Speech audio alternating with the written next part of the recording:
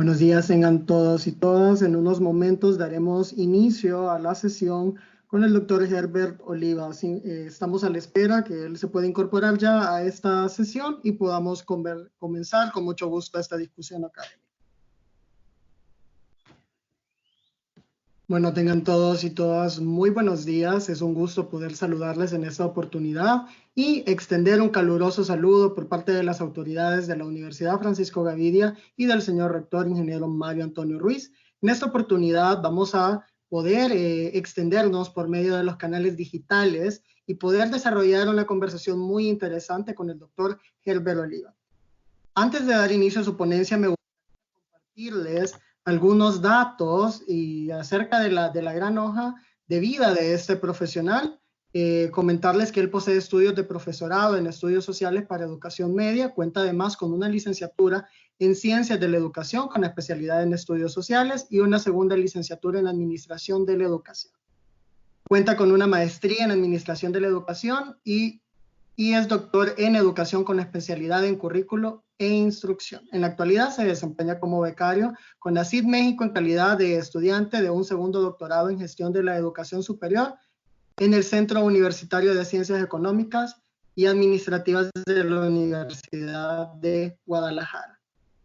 Asimismo, cuenta con distintos posgrados en pedagogía sociológica, asimismo en cuanto a educación superior, y actualmente labora como investigador asociado para el Instituto de Ciencia, Tecnología e Innovación de la Universidad Francisco Gavidia en El Salvador. Es docente e investigador del Departamento de Políticas Públicas de la Universidad de Guadalajara, Centro Universitario de Ciencias Económicas y Administrativas. Asimismo, tiene una gran trayectoria en cuanto a la publicación de libros y documentos educativos. Asimismo, me gustaría comentarles que la dinámica de este webinar va a ser que ustedes también van a poder comentar, van a poder también realizar preguntas al doctor Oliva con la finalidad de que podamos desarrollar una discusión académica. Sin más preámbulos, dejo con ustedes al doctor Oliva. Muchas gracias. Muchísimas gracias, Carlos. Un verdadero gusto poder saludarles a todos ustedes. Mi nombre es Herbert Oliva. Soy investigador asociado del Instituto de Ciencia, Tecnología e Innovación, presidido por el Instituto Oscar Picardo. Pues, en primer lugar, darle gracias a Dios por la oportunidad de interactuar con ustedes, darle gracias a las autoridades, darle gracias al ingeniero Mario Antonio Ruiz, nuestro rector, quien nos hizo el inmenso favor de permitirnos crear este espacio de interacción de manera muy efusiva y muy agradecida. Quisiera poder reiterar mis agradecimientos a la maestra Olinda, quien es la jefa de la Unidad Académica de Gestión Estratégica, y al ínclito maestro Roberto Morán, director de Relaciones Nacionales e Internacionales, y a todos ustedes por tomarse el tiempo de poder interactuar de esta forma conmigo. Me encantaría en un primer momento tratar de generar toda una estructura de trabajo que nos permita, a ver, vamos a intentar. Okay, ahora sí ya se ve la pantalla. Es que el ancho de banda el que me permite un poco trabajar con tiempos retrasados. Creo que hay una interfaz de retraso como de 30 a 45 segundos. Entonces, probablemente yo ya lo tenía en pantalla y ustedes aún no lo miraban. Así es que voy a tratar de dejar como algunas cosas muy claras. En primer lugar, compartirles que estas son nociones sobre cómo nosotros hemos estado ejerciendo el tema de la docencia en este tiempo de confinamiento o en estos tiempos de pandemia. ¿Qué hicimos las instituciones de educación superior en México? Esta es la experiencia que como salvadoreño puedo compartirles de cómo empezamos a partir de cero, crear ambientes virtuales para generar la virtualización educativa, incluso con profesores que no tenían un conocimiento muy profundo sobre la literacia informática. Eso va a ser como muy importante. Dos, decirles que no soy especialista en tecnologías, que soy un profesor más que como ustedes ha tenido que reinventarse porque hemos pasado de la planificación andragógica a la creación de diseños instruccionales, sobre todo cuando nuestros contenidos, cuando nuestras asignaturas no fueron pensadas para crearse en ambientes virtuales. ¿Qué es lo que hicimos? Y lo último y lo más importante es que pues no es una fórmula mágica, es una experiencia que creo que como muchas de las que ustedes han tenido que que llevar a cabo nos ha permitido reinventarnos, y a partir de eso sí me gustaría más o menos plantearles la configuración de qué es lo que hemos estado trabajando. Para empezar, la agenda con la que voy a trabajar ahora, vamos a crear una exploración previa del conocimiento. Voy a intentar introducirlos metodológicamente al tema. Vamos a trabajar desde la parte teórica, pero también desde la parte práctica complementaria. Decirles que esto no es un monólogo de Adel Ramones, por lo tanto, esta es una tertulia de compañeros docentes que estamos inmersos frente a nuevos escenarios debido a la pandemia provocada por COVID-19. Por lo tanto, preguntas y respuestas las van a ver a lo largo y ancho. No se limite, interactuemos, platiquemos. Probablemente usted me interrogue sobre algún punto en el que yo no tenga una respuesta concreta, a lo mejor usted y sus experiencias sí, y de esa manera poder ir creando sinergias. La retroalimentación de este tema lo haremos sobre todo en los aspectos que han sido más difíciles de comprender y el cierre de la clase. El objetivo de la jornada va a ser reconocer la importancia de contar con una estrategia de comunicación educativa que nos permita crear espacios de diálogo afectivos entre los actores del aprendizaje y los docentes en estos nuevos escenarios, en los ambientes virtuales educativos en los que nos ha tenido que someter esta pandemia. Quisiera empezar con una premisa que creo que es muy fundamental, y es que, amigo docente, no importa si tenés 15, 20 o 30 años ejerciendo la docencia, pero si tú te niegas a continuar aprendiendo, pierdes el derecho de seguir enseñando. Esta lógica nos permite entender que todos los días, así como en el medio social en el que interactuamos, vemos teléfonos celulares en donde ya hay un iPhone 11 y hace 2 o 3 años era un iPhone 7, un iPhone X, qué sé yo. De la misma forma, hay teorías educativas que se van refrescando, que se van innovando, que se van replanteando el modo y la forma en cómo debe de orientarse el proceso de enseñanza-aprendizaje. Por lo tanto, tienes que entender, por citar un ejemplo, que la manera en cómo tú aprendiste matemáticas, pues ya no es la misma en la que los jóvenes están aprendiendo la matemática per se, aun y cuando la matemática no sufre cambios, pero sí sufren cambios las nuevas metodologías de enseñanza. En virtud de ello, esta pandemia nos vino a dar claras lecciones al respecto. El panorama actual yo lo puedo visualizar. Hace algún tiempo en mi formación encontraba una literatura que hacía alusión a cuáles eran los 7 saberes necesarios para la educación del futuro, de Edgar Morin.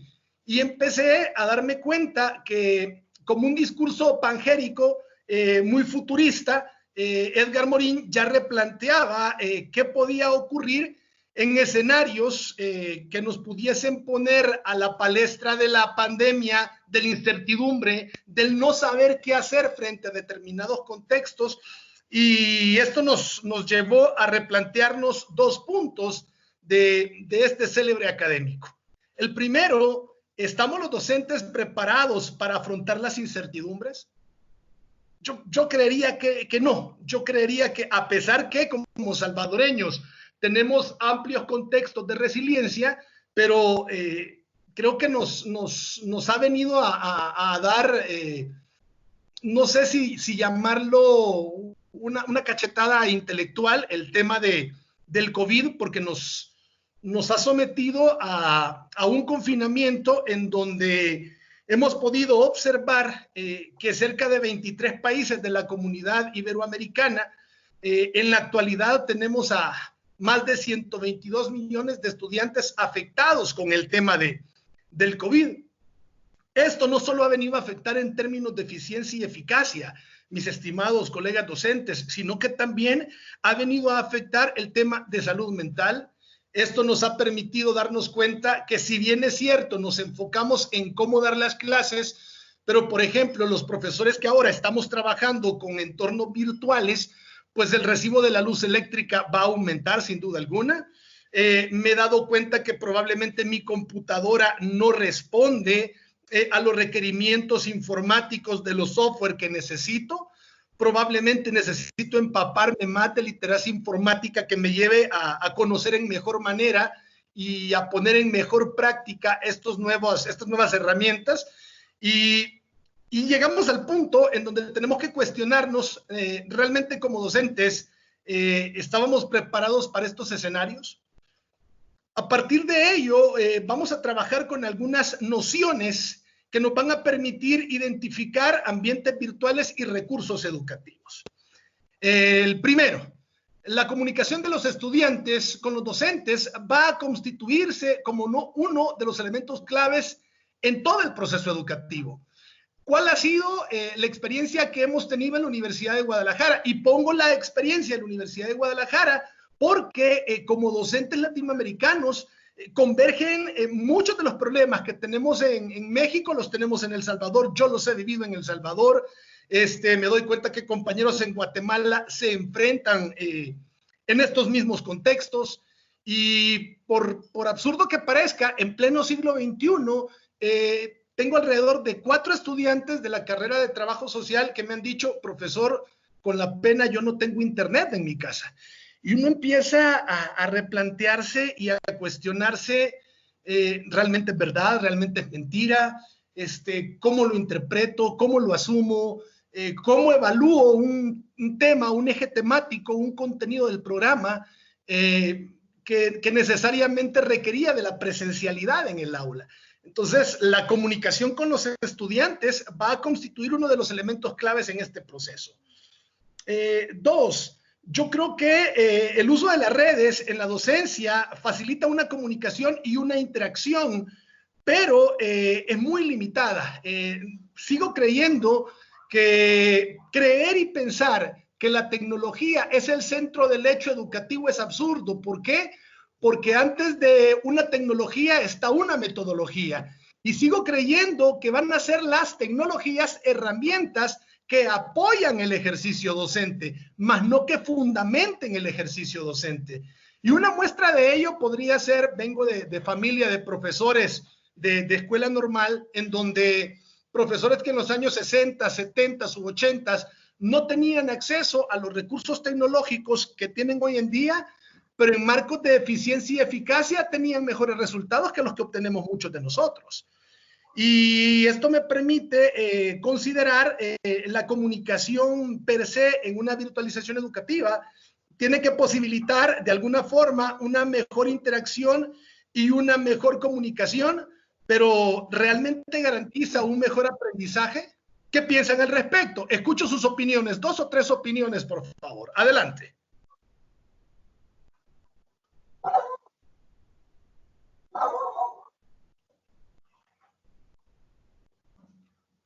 ¿Qué pasa? ¿No quieren interactuar, chicos? A mí me parece que su apreciación respecto a lo que estamos viviendo es muy acertada, porque muchos de los estudiantes no están acostumbrados a esta modalidad y por otro lado también tienen problemas de conexión. Como usted muy bien lo ha señalado, esta modalidad ha tenido algunos inconvenientes, quizás no tanto por parte del docente, sino por parte de los estudiantes. A mí personalmente me está preocupando el hecho de que los estudiantes saben utilizar redes sociales, saben interactuar con WhatsApp, pero por absurdo que parezca, todavía nos enfrentamos con estudiantes que no saben utilizar Zoom, que no saben utilizar Teams, que no saben utilizar mucho software de connotación educativa. Entonces uno empieza a replantearse, por un lado. Por otro lado, también me ha parecido muy curioso, lo voy a compartir mi experiencia. Nosotros tenemos confinamiento en su casa, acá en Guadalajara, Jalisco, desde el 16 de marzo. Mis estimados colegas docentes, lo juro, ahora tengo problemas de sueño, vivo con niveles de estrés impensables, he visto mi salud mental afectada, la incertidumbre de no saber qué es lo que va a pasar, la decepción y esto no es broma, todavía hay personas que piensan que es mentira lo del coronavirus. La gente en muchas ocasiones no respeta las medidas de restricción, andan en la calle sin mascarillas, y uno empieza a darse cuenta que no solo es el estudiante el que está padeciendo, sino que también somos nosotros los que estamos padeciendo. A ustedes, ¿de qué manera les ha afectado el confinamiento? Les dejo más o menos una premisa. Yo tengo 5 grupos, 3 de ellos en la Universidad de Guadalajara, 1 en la Universidad Pedagógica Tecnológica de Colombia y 1 en la Universidad Indígena de México. El trabajo se me ha quintuplicado, no se me duplicó, se me quintuplicó, y les explico por qué. Porque me ha tocado cambiar de la planificación didáctica normal a crear diseños instruccionales, a preparar videos. He cambiado mi metodología de evaluación. Entonces, frente a estos escenarios, ¿cómo creen que nos sentimos los profesores latinoamericanos en estos contextos de adversidad? Los escucho, compañeros.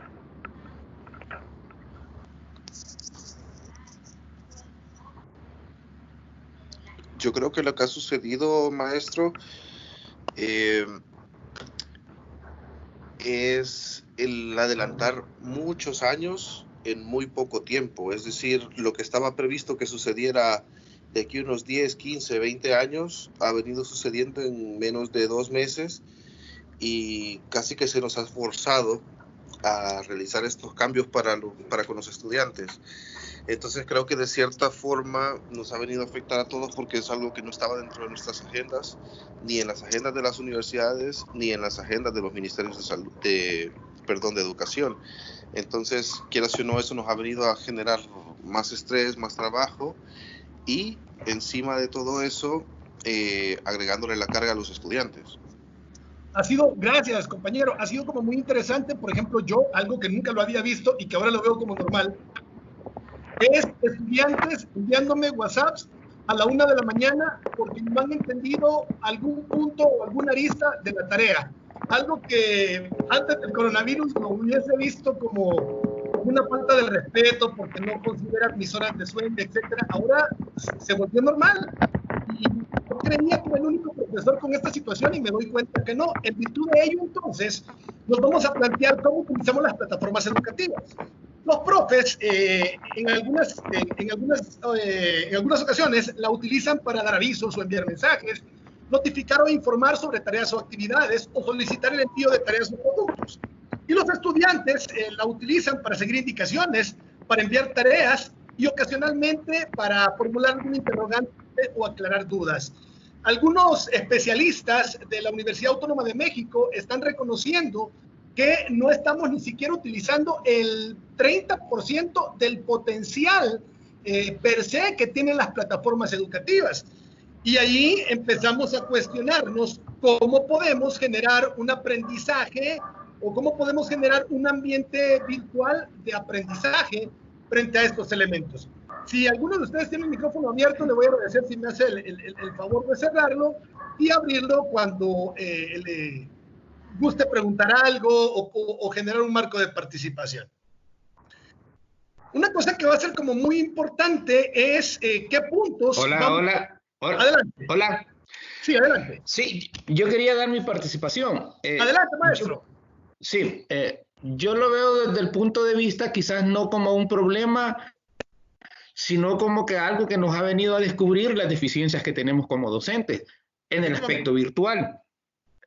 Yo creo que hay que verle el lado bueno a esta situación también, no solo verle el lado que porque los estudiantes no tienen, que porque el docente le hacía falta. Pero yo creo que hay que verle el lado bueno. Yo creo que también esto nos ha venido como a descubrir aquellas deficiencias que nosotros teníamos y seguimos teniendo, pero que las vamos superando en la medida que nos vamos empapando de algunos aspectos virtuales que nosotros desconocíamos. Por lo menos en la Universidad Francisco Gavidia sí teníamos una muy buena plataforma y seguimos teniendo, pero quizás hacía falta aquel aspecto de que nos permitiera a nosotros interactuar con el estudiante de forma, en el momento, pues en vivo. Así, o sea, teníamos una plataforma de, como usted dice, subíamos tareas, recibíamos, chateábamos, nada más de forma textual, pero a través ya de que se nos presenta esta situación, la universidad viene y busque la forma quizás de que nosotros interactuemos más directamente con los estudiantes, y esto ha venido también a que las materias virtuales pues van a tener también que hacer un viraje para que en estos entornos ahora ya el contacto va a ser bastante directo con el estudiante, porque muchas veces también el estudiante, cuando la materia es virtual, solo la foto del docente mira, o sea, nos mira bien peinaditos, de saco, arregladitos en la foto, pero cuando nos vea, quizás en la universidad nos encontramos ni nos conocemos. Por lo menos ya estos entornos virtuales ya van a venir a que por lo menos interactuemos directamente con el estudiante. Para mí quizás no ha sido una dificultad, sino que una ventaja, ¿sí? Para seguir interactuando con los estudiantes, ya no solo, como decía usted, subiéndole una tarea, el estudiante contestándola. Entonces, no, veámoslo desde un punto de vista como un beneficio, pues, y que también entendamos que estos entornos, la educación ya a partir de ahora va a tener un giro muy grande. O sea, ya no, es cierto, tal vez muchas materias van a seguir presenciales, pero nos van a cambiar ya como el disco que teníamos de un entorno virtual, ya un entorno de seguimiento y de conocimiento con los estudiantes. Esto va a cambiar. Yo, al menos desde ese punto de vista, lo observo, y creo que sí, la pandemia nos está haciendo bastante daño en cuanto a la cuestión personal, a la cuestión actitudinal, porque tenemos problemas, nos está generando problemas que estar encerrados mucho tiempo, saber que en un momento determinado, pues la pandemia es como una ruleta rusa, no sabemos que algún familiar o nosotros de repente vamos a aparecer enfermos, pero también esto que sea como algo, veámosle lo bueno, no solo lo malo. Sí, gracias.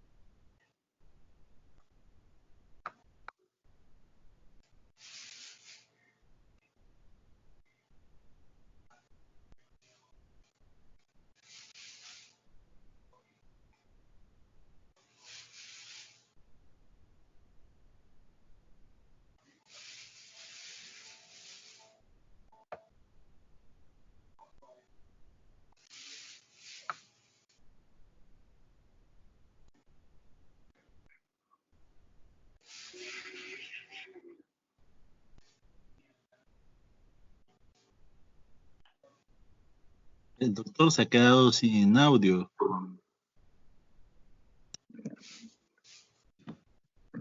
Creo que el doctor está teniendo algunos problemas con su conexión a internet.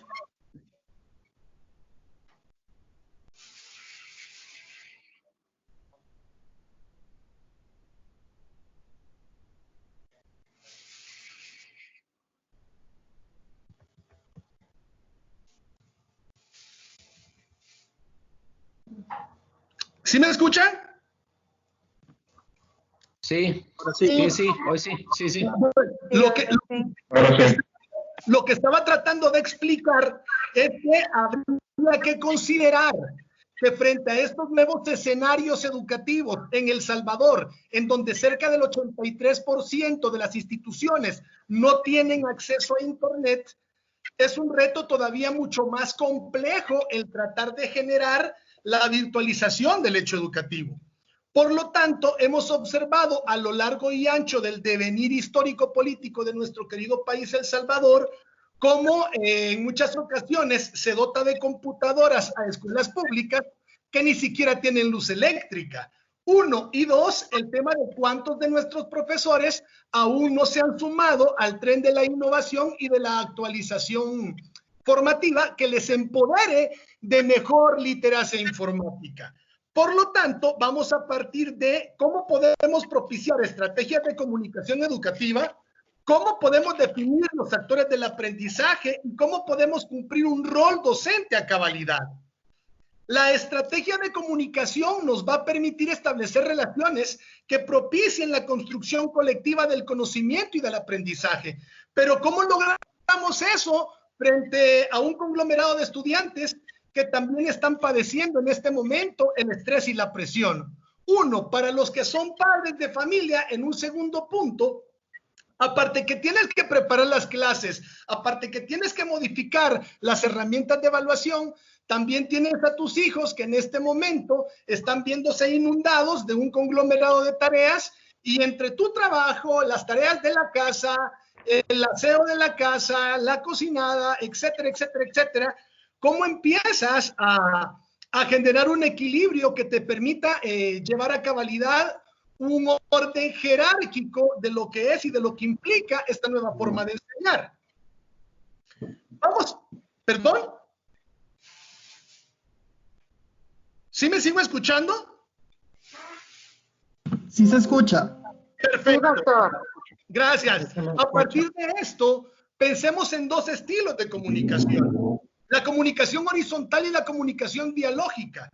Y es que este tipo de comunicación en los escenarios virtuales va a permitir que coordinemos tareas de forma más fácil con nuestros estudiantes. Que el indicador de logros que vamos a trabajar con nuestros estudiantes tenga una relación muy implícita con el contenido programático que vamos a ver. Y es que me pregunto y me cuestiono, o sea, si bien es cierto, la virtualización de la educación es importante, pero yo cuestiono para aprender a inyectar en un técnico en enfermería, ¿cuál es el mejor método para enseñar a inyectar? 1, la práctica con una naranja, o un examen teórico que diga en qué parte del glúteo debes de poner la inyección. Es decir, hay contextos formativos que, como bien lo dice Jacques Delors, conceptuales, procedimentales y actitudinales, demandan de una práctica que en alguna medida no puede ser sustituida por la virtualización. Ese es el reto del docente. ¿Qué pasa con los profesores en las zonas rurales, por ejemplo? Esas realidades que a veces no son contempladas desde las ópticas académicas. Y es que en muchas ocasiones, detrás de la comodidad de la computadora, de un escritorio y de las facilidades que nos da la vida urbana, pues es fácil reconstruir y replantear el hecho educativo. Pero ¿qué pasa con los profesores que en muchas ocasiones, pues sus salarios o sus ingresos no les dan ni siquiera para comprar una computadora actualizada? Entonces, a partir de eso vienen los retos. ¿Cómo propiciamos un flujo de comunicación? ¿Cómo logramos implementar formas que nos permitan alcanzar los resultados esperados dentro de un aula virtual, que es un escenario educativo totalmente diferente al de una aula presencial? Para eso, hemos olvidado que no es la tecnología el centro del hecho educativo, sino que es el fomento de la capacidad de análisis, de la capacidad de reflexión, y en virtud de ello, por ejemplo, voy a poner algunos ejemplos, ya lo van a ver por qué, más adelante voy a justificar. Si yo en un edificio con 5 apartamentos en donde vive Juan, Enrique, Andrés, Ramón y Pedro, nadie vive encima de Ramón y de Juan y de Andrés, nadie vive al lado de Andrés ni de Enrique, y nadie vive debajo de Juan ni de Enrique. ¿En qué apartamento vive cada persona?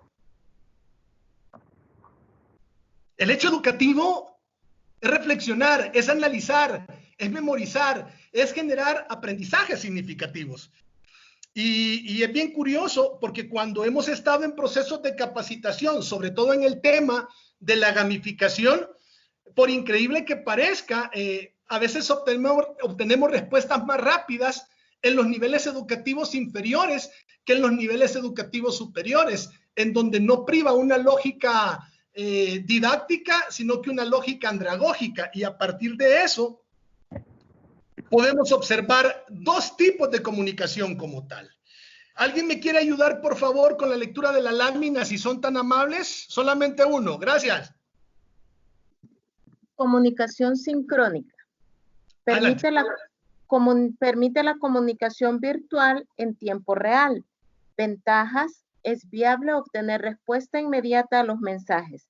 Varias personas pueden interactuar simultáneamente. Desventajas: no es posible que sus participantes participen al mismo tiempo. Es difícil dar seguimiento a participaciones numerosas. Comunicación asincrónica. No tiene lugar en tiempo real, se reciben los mensajes en cualquier momento, pueden programarse en el tiempo y mantener una comunicación más fluida. Muchísimas gracias. Se debe dejar entonces en claro, las expectativas del estudiante van a ser importantísimas. Debemos de dejarle claro cómo debe ser su participación y cada cuánto puede participar. Explíquele, por favor, al estudiante qué debe de entenderse por una buena participación y qué no es una buena participación. Organizar tiempos y productos o indicadores de logros y dar a conocer los criterios de esta nueva modalidad evaluativa que vamos a aplicar en los escenarios de la virtualización. Nosotros en muchas clases tenemos grupos de WhatsApp.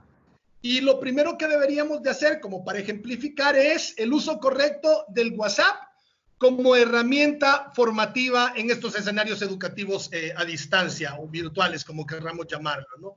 Y ahí ustedes pueden ver un poco qué es lo que estamos haciendo, ¿no? Tener en claro quién participa, recordar que es molesto los mensajes a cada instante. De repente los grupos de WhatsApp se vuelven grupos de socialización de memes, de qué es lo que dijo el presidente en la cadena, etcétera, etcétera, etcétera, ¿no? Y se pierde el objetivo central. Nosotros, por ejemplo, en el WhatsApp de profesores, nos recomendaban, considera no dejar muchas tareas a los alumnos, limita las sesiones sincrónicas al mínimo, y ya empezábamos a plantear un conglomerado de ideas que le dieran fondo y forma a cómo se debe de interactuar en estos foros, en nuestros procesos de interacción. Un elemento que hemos rescatado es el tema de la retroalimentación como estrategia de comunicación en el aprendizaje virtual. ¿Alguien que me quiera ayudar, por favor, a leer los 4 puntos que le dan el empoderamiento a la retroalimentación como estrategia de comunicación en el aprendizaje virtual? Sí, con mucho gusto. Gracias, maestro. Ayuda al estudiante a canalizar sus objetivos de aprendizaje. Motiva a que el estudiante tome la mejor alternativa. Se enfoca en el proceso de aprendizaje y el indicador de logros. El estudiante puede confrontar el indicador de logros requerido con el trabajo final entregado. Muchísimas gracias. A partir de una manera interpretativa de generar metacognición, vamos a plantear una especie de taxonomía que nos permita pensar cuáles deberían de ser los objetivos a canalizar en el hecho educativo en entornos virtuales. Las categorías cognitivas van a ser recordar, comprender, aplicar, analizar, evaluar y crear. Más allá de una taxonomía de Bloom en el 52 o la de Marzano y Kendall en el 2007, no me voy a concentrar en las habilidades ni en las competencias ni en los verbos, sino que voy a plantearles ejemplos digitales. Si lo que busco con mi categoría cognitiva en los objetivos de aprendizaje que voy a plasmar en mi planificación, un ejemplo digital es conocer formatos de imágenes, cómo el estudiante sabe buscar información en Google, ¿saben nuestros estudiantes acceder a repositorios de investigación? ¿Logran nuestros estudiantes comprender las bases epistémicas de la noción teórica que queremos impartir con ellos? ¿Cómo podemos comprobar si nuestros estudiantes están aplicando el correcto uso de la herramienta? Por ejemplo, no sé quiénes tuvieron la oportunidad de trabajar con Hot Potato, pero para mí me encantaba Hot Potato porque podía hacer crucigramas o sopas de letras a partir de la interpretación semiótica de términos relacionados con el contenido. Para mí eso era genial. ¿Por qué? Porque me permitía empoderar a mis estudiantes a que alcanzaran aprendizajes significativos. Y esto me lleva a establecer retos en los docentes. Dentro de los retos docentes que nos está dando la virtualización educativa es notificarle al estudiante la recepción del documento. Pero ¿saben cuál es el problema que yo le veo acá? ¿Qué pasa? Bueno, yo tuve en una universidad privada en El Salvador un grupo en una facultad de medicina dando sociología general de 114 estudiantes. Entonces, ¿se imaginan lo que representaría para mí contestar 114 correos de una asignatura y ahora que llevo 5 asignaturas? ¿Cómo voy a hacer para contestarle a tanto estudiante? Entonces, uno empieza a replantearse estrategias de interacción. Considerar la rúbrica con la que se va a evaluar y la descripción de la actividad. Insisto, unos evalúan con rúbrica, otros evaluamos con checklist. Representará, si empiezo a implementar más, trabajo colaborativo, aprendizaje basado en problemas, especificar la metodología de evaluación y mencionar no solo las áreas de oportunidad, sino también los aciertos y ajustar lo que corresponde para reforzar el aprendizaje. Como Instituto de Ciencia, Tecnología e Innovación, creamos un libro que se llama El Refuerzo Educativo, que seguramente está en línea, está en la biblioteca de la UFG, y ahí planteábamos algunas formas de cómo crear un reforzamiento directo del hecho educativo en términos de eficiencia y de eficacia. Y es que era como muy curioso cuestionarnos por qué es que los estudiantes, y no sé si ustedes me pueden ayudar con su participación, reitero, no es un monólogo de Adal Ramones, es una tertulia de profes, en donde a pesar que en años atrás, hace 20, 30 años atrás, no teníamos las herramientas tecnológicas que tenemos ahora, pero ¿por qué consideramos que teníamos mejores resultados académicos? ¿Qué piensan ustedes al respecto de esta premisa? ¿Alguien que quiera participar? Si me permite, maestro. Adelante, por favor. Mauricio Aparicio. Sí, fíjese que de hecho este conversatorio, este webinar es bien interesante porque podemos constatar, creo, los colegas que estamos reunidos, que no es una problemática solo institucional o nacional, sino que es global. Y esto de entrar a los entornos virtuales, a pesar de que algunos podemos estar incluso certificados, la dinámica hoy en tiempos de COVID-19 suele ser mucho más absorbente, un poco lo que usted mencionaba antes. Y quizás un poco destacar que el tema de las planificaciones, que de hecho este ciclo o este año se inició con planificaciones tradicionales, implican que se deban hacer unas planificaciones estratégicas para lo que queda del ciclo y para los ciclos que vienen, porque parece ser que esto se va a alargar.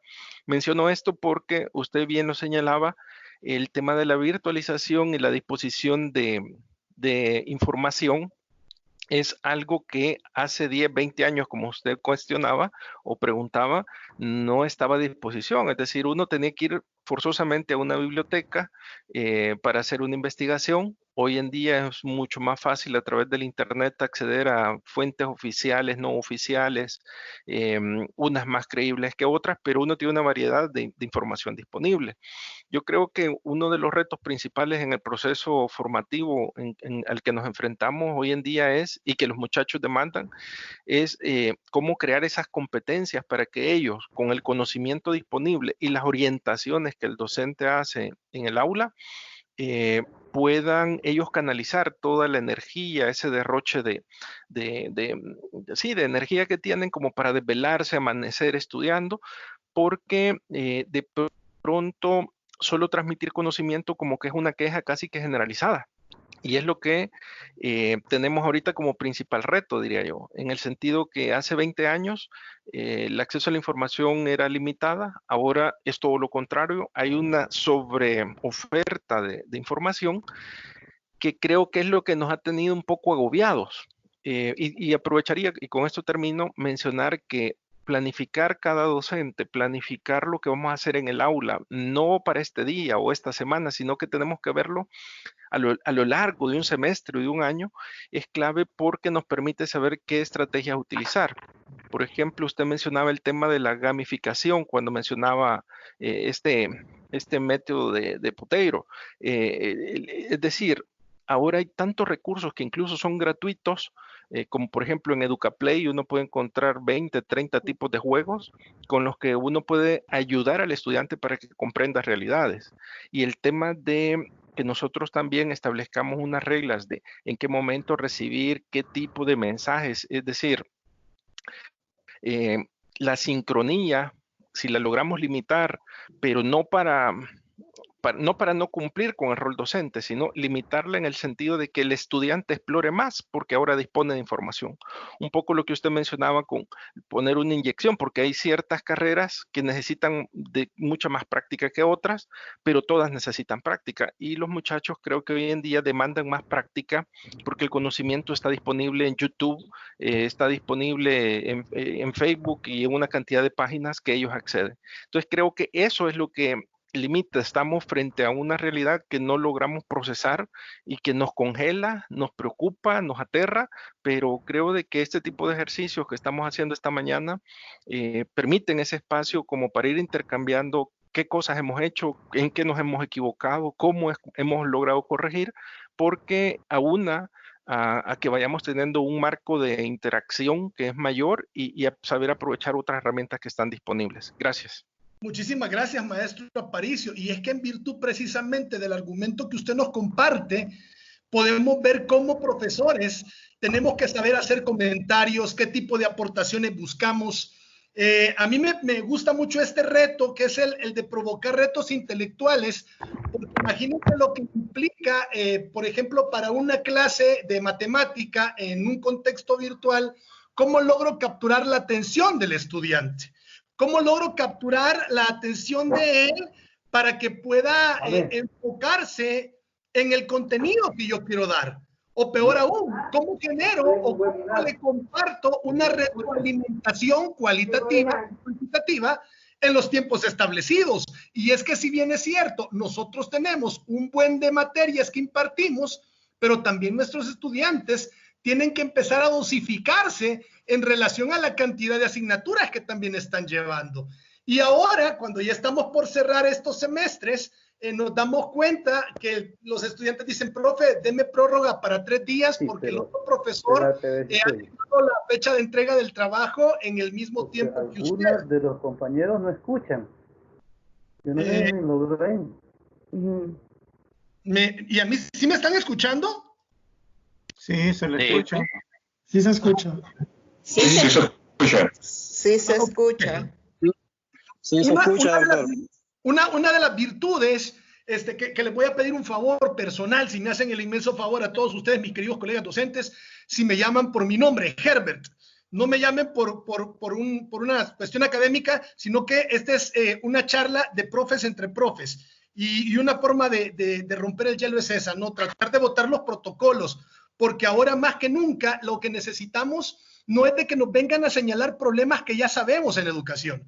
Hoy más que nunca lo que necesitamos es que nos den propuestas de interacción, propuestas de abordaje, de seguimiento a cómo mejoramos el hecho educativo en el contexto virtual. Hello. Y es que no sé si ustedes estarán de acuerdo conmigo, pero les voy a ser sincero, ya no dan ni ganas de ver noticias. Es que empieza uno a contaminarse, el divisionismo, qué hacer. Uno termina estresándose. Cuando veas que tiene como una raya. Por si alguien tiene el micrófono abierto para que lo pueda cerrar. Entonces, empezamos a darnos cuenta de que ya estamos entrando en un nivel de estrés bastante interesante y sobre ello, con la carga docente, ¿cómo resolvemos? Les voy a plantear un poco qué es lo que estaba haciendo para capturar la atención de mis estudiantes. Yo estoy trabajando con una estrategia que se llama escape rooms y les pongo como acertijos. De repente, no sé si alguien me quiere ayudar a leerlo y a replantearse una posible solución. Alguien que me quiera participar. Ojo, esto es bien interesante porque como profesores no nos gusta mucho participar, pero cómo nos incomoda que como profesores nuestros alumnos no participen. Entonces no sé si para darle un poco de dinámica participativa a esta tertulia pedagógica, alguien se anima, de los que no han participado, a darle lectura y a proponer una resolución a este reto mental. Bueno, Hola, yo lo leo. No sé si alguien quiere participar. Yo no, maestra, adelante. Mónica, por favor, Herbert. Gracias, Mónica, gracias. Ok, vamos a leer. Eso dice resuelve el código. Sí. Tenemos 3 cifras y dice, un número es correcto y está bien ubicado. Las cifras son 9, 2, 3. Correcto. Luego tenemos ninguno está correcto. 9, 1, 4. Yo ya lo estoy resolviendo, sí, lo estoy resolviendo, perdón. 2 números están correctos, pero en lugares equivocados, 6, 9 y 8. Un número está correcto, pero en el lugar equivocado, 3, 4 y 7. Un número está correcto, pero en el lugar equivocado, 7, 2 y 8.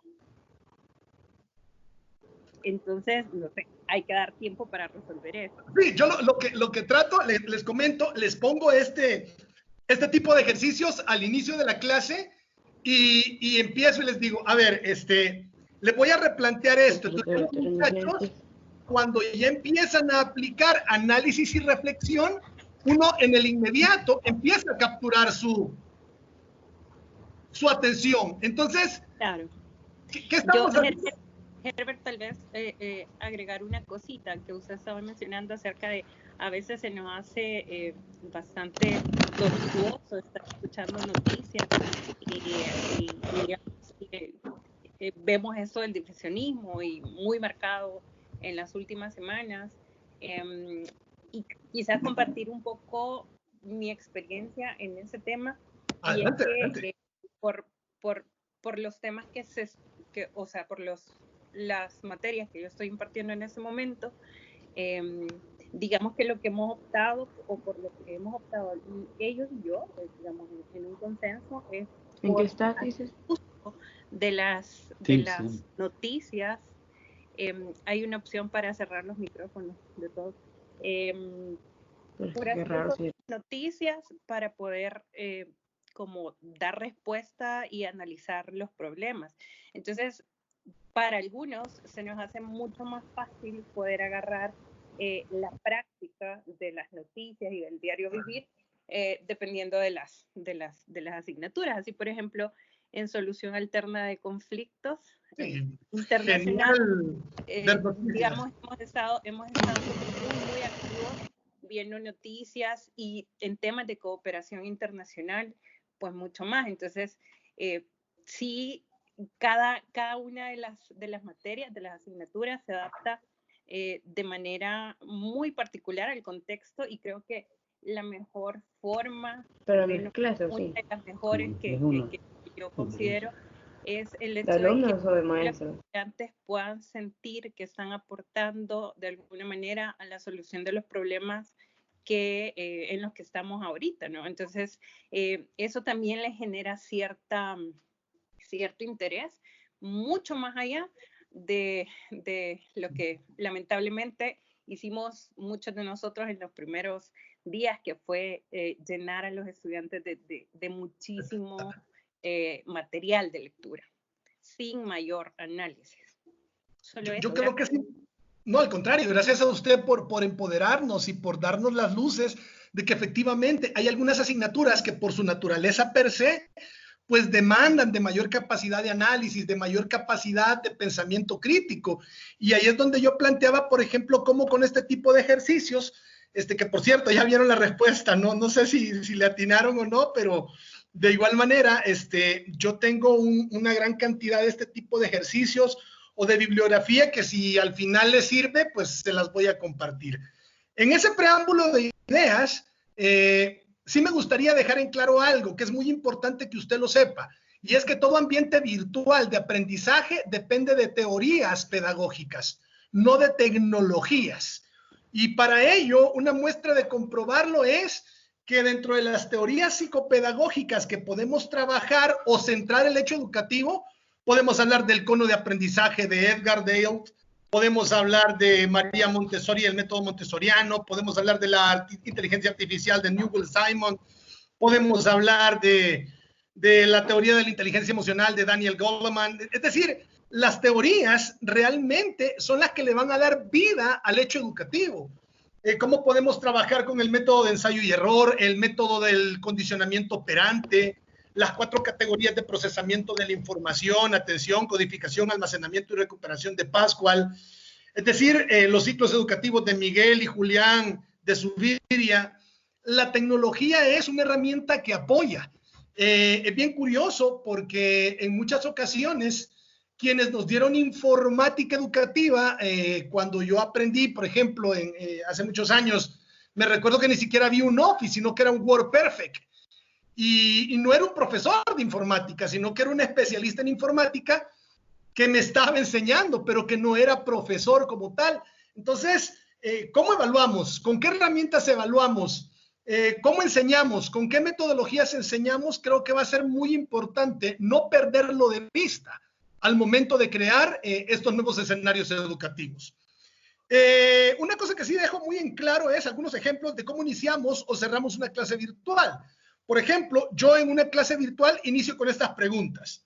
A ver, mi querido estudiante, cuestiónate por qué estás en esta clase. ¿Qué te gustaría aprender? ¿Qué piensas aportar? ¿Qué te gustaría que ocurra durante esta clase y qué no te gustaría que ocurriera durante esta clase? Ya con estas preguntas pongo dinamita a la palestra de la discusión para que los estudiantes vayan generando participación en los foros, en los chats o en las videoconferencias que se van realizando. Para plantear, por ejemplo, me ha tocado mucho para el cierre de las clases. Hoy, por ejemplo, estoy trabajando como una evaluación de cierre, que me sirve no solamente para conocer las perspectivas del estudiante, sino que también me sirve para autoevaluarme a mí mismo. Y es que debo de reconocer que una forma es la manera en cómo yo aprendí y la otra forma es en cómo yo estoy enseñando. Luego vamos a, lastimosamente, creo que eso es como más para un taller presencial. Lo he trabajado con el grupo de profesoras, lo trabajé de la maestra, a quien le mando un fuerte saludo, Roxana Varela. Maestra Roxanita, un fuerte abrazo para ella. Lo trabajábamos cómo gamificar y yo trabajaba un poco con los estilos de aprendizaje. ¿Cómo podíamos hacer una identificación de estilos de aprendizaje con un archivo de Excel? Eran cosas que realmente valieron la pena haberlas trabajado con esos baluartes de la docencia de nuestra querida Universidad Francisco Gavidia. Y algunas de las cosas que planteamos es, durante el desarrollo de esta jornada de formación, ¿qué es lo que has aprendido? Durante esta jornada, ¿qué es lo que te ha sorprendido? Durante esta jornada de formación, ¿qué observaste? ¿Qué descubriste? ¿Qué te gustó? ¿Qué no te gustó? ¿Y cuál fue el aspecto metodológico con el que más te identificaste durante el desarrollo de esta asignatura? Los estudiantes, al tener claro lo que se les pregunta, empiezan a profundizar con una prosodia tan bárbara que uno dice, realmente los estudiantes tienen mucho que darnos. El gran valor del hecho educativo está en cómo los profesores le tomamos la importancia a la clase para poder dar un servicio educativo de calidad a nuestros estudiantes, que son la razón de ser de nuestra universidad. Y es que los escenarios se van a volver más complejos, porque probablemente ahora más que nunca tenemos que buscar estrategias todos los profesores. ¿Cómo podemos hacer para retener la matrícula? Porque muchos de nuestros estudiantes forman parte del comercio informal. Y ahora con los confinamientos y las restricciones de movilidad, muchos estudiantes están pensando más en qué comer que en la evaluación que les vamos a dejar. Estoy 100% seguro que muchos estudiantes están pensando seriamente, ante la pérdida de sus trabajos, dejar abandonadas sus carreras. Y lo que implicaría para nosotros como profesores universitarios, ¿qué representa para nosotros? Entonces, hoy más que nunca tenemos que asumir un compromiso en donde el ADN UFG se vea de manifiesto. Y por eso es que uno empieza a pensar de qué manera puedo generar aportes significativos a una universidad que me ha dado tanto? Bueno, yo debo de decirlo, por muchos años la UFG ha sido baluarte fundamental en mi economía, en mis finanzas, porque gracias al salario que me pagaban llevaba el sustento a la mesa. Y eso me compromete, no solo como profesionista, sino que como profesor, por vocación, a tratar de dar lo mejor de mí mismo. ¿Hacia dónde vamos? Vamos al punto B. ¿Cómo definimos entonces los actores del aprendizaje? Número 1, hay que recordar que el aprendizaje es un proceso de gestión cognitiva en el que vamos a poner en acción la personalidad de los sujetos. Tenemos desde los estudiantes más aplicados y más responsables que nos recuerdan las tareas, hasta los más haraganes y más desplicentes que piensan que porque pagan puntualmente tienen el derecho de ser malcriados y altaneros. La virtualización de la educación va a ser un reto más a la gran carga de situaciones que debemos de enfrentarnos. Pero ahora más que nunca, nuestra vocación como profesionales tiene que salir avante y tenemos que generar procesos de socialización en donde tengamos interacción positiva con nuestros estudiantes. Preguntarles, ¿qué tal? ¿Cómo se sienten en este momento, muchachos? ¿Qué podemos hacer para tratar de sobrellevar esta situación tan difícil para todos? Recuerden lo que planteaba, son más de 122 millones de estudiantes los que están viviendo esta tragedia. En muchas naciones ya se empieza a incorporar de manera paulatina. De hecho, en el semáforo de reactivación económica de México, en los 5 momentos que tiene este semáforo, uno de los últimos actuares va a ser el reaperturar las instituciones educativas. ¿Por qué? Porque debido a las grandes aglomeraciones, las instituciones educativas suelen ser los escenarios perfectos para la reproducción más rápida de este tipo de alguien tiene el micrófono abierto porque estoy recibiendo un feedback, una retroalimentación. Algunos factores de la educación virtual a distancia, vamos a hablar de actores, de infraestructura, de software, y nosotros realmente somos dichosos porque con una visión muy atinada, mi querida Universidad Francisco Gavidia, pues cuando nos dotó de estos correos electrónicos de Office, pues imagínense que tenemos acceso a un Microsoft Teams. Tengo entendido, al menos yo así lo he disfrutado, tengo derecho a usar el Office. De no ser así, si no fuera por mi correo institucional, pues tuviese que pagar una licencia de Office para manejar el Excel, el PowerPoint, etcétera, etcétera, etcétera. Gracias a esto, ahora tenemos Microsoft Teams, SharePoint, una infinidad de recursos. Ahora valdrá la pena que empecemos a conocer y a trabajar con las interfaces de este tipo de herramientas, generando recursos, generando información y generando conocimiento. Y es que la labor de las universidades ha quedado plasmada hoy más que nunca. Tenemos una Universidad Francisco Gavidia que ha hecho propuestas muy, pero muy atinadas. Pulmones artificiales, proyecciones estadísticas, estudios regresivos, el aporte del modelaje matemático que ha hecho el ICTI-UFG, la labor que cada uno de ustedes ejerciendo docencia están llevando a cabo. No hemos parado desde que estamos en confinamiento. Hemos visto maneras y formas de cómo llevar la educación virtual, pero nuestros estudiantes no dejan de recibir nuestras clases. Ese es el reto fundamental. Ese es el valor que cada uno de nosotros estamos dando. La experiencia que hemos tenido en la Universidad de Guadalajara es que nos ha permitido identificar actores de aprendizaje de forma directa y de forma indirecta. De forma directa, obviamente, desde los estudiantes, los profesores, los contenidos, las actividades de aprendizaje, incluso personal administrativo. Porque si bien es cierto, las universidades están cerradas, pero hay que darle mantenimiento a los ordenadores informáticos, personal de seguridad, personal de limpieza. Es un sinfín de actores los que le están dando la razón de ser al hecho educativo. Y por el otro lado están los medios para el logro de estos aprendizajes. Y aquí vamos a hablar de diseños instruccionales, plataformas digitales, herramientas y recursos para el aprendizaje.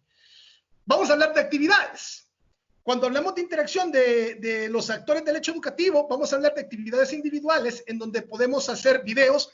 Por ejemplo, si usted se mete a YouTube en este momento y digita mi nombre, Herbert Oliva, yo tengo públicas algunas clases que llevo con grupo de trabajo social y de manera muy humilde y muy artesanal con Movie Maker, pero he logrado darle una edición decente a los videos con los que trabajo. A pesar que hay muchas herramientas, yo, por ejemplo, me he estado grabando la clase con Zoom. Entonces, grabo la clase con Zoom, termino de dar la clase, el video queda y ese video en MP4 lo paso a Movie Maker y lo empiezo a digitar hasta darle forma a una clase virtual, en donde hay metodología de intervención, en donde hay desarrollo y abordaje de contenidos, en donde hay una propuesta de evaluación y un cierre de clases.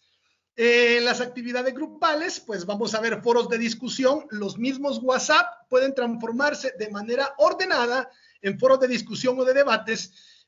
Podemos crear Facebook alusivos a nuestra asignatura. Podemos crear charlas interactivas y proyectos colaborativos. Compañeros docentes, alguien que quiera compartirnos alguna de sus vivencias en relación a qué es lo que ha hecho para virtualizar la educación a partir de actividades individuales y grupales. ¿Alguien que quiera compartir su experiencia, colegas?